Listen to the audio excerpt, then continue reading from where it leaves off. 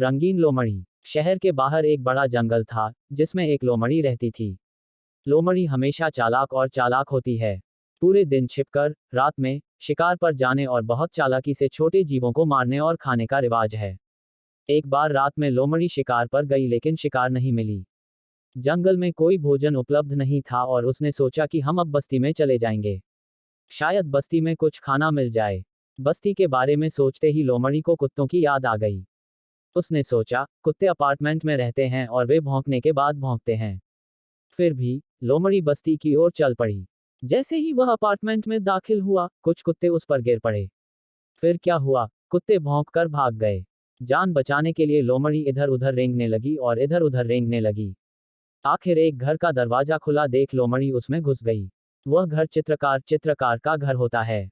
घर के अंदर, नीले रंग से रंगा एक बड़ा टब यार्ड में रखा गया था। जीवन रक्षक दौड़ में लोमड़ी उसी टैंक में घुस गई और बैठ गई। कुछ देर टब में बैठे रहे।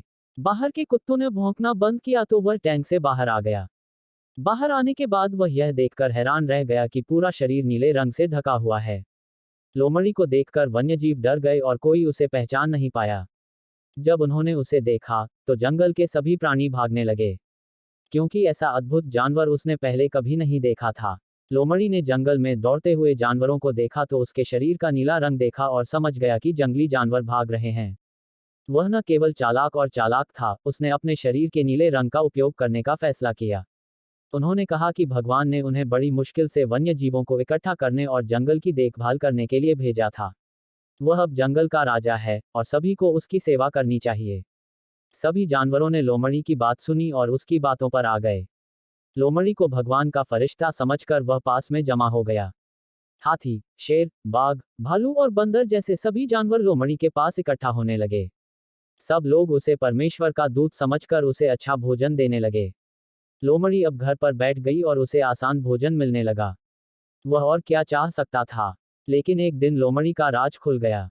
चांदनी रात थी। जंगल के जानवर लोमड़ी के पास जमा हो गए।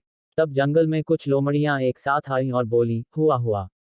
नीली लोमड़ी ने खुद को भगवान का दूत कहा, और वह भी नहीं कर सका। वह भी उसकी आवाज में आवाज जोड़ने लगा, हुआ, हुआ, हो गया। तो क्या, जंगल में रहने वाले जीव उसका असली रूप जानते थे?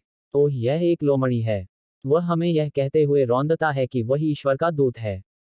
जंगल के जानवरों ने बिना कुछ सोचे समझे गुस्से में नीली लोमड़ी पर हमला कर दिया और उस दिन नीली लोमड़ी की जान चली गई। ऐसे ही और नए वीडियो देखने के लिए हमारे चैनल को सब्सक्राइब करें।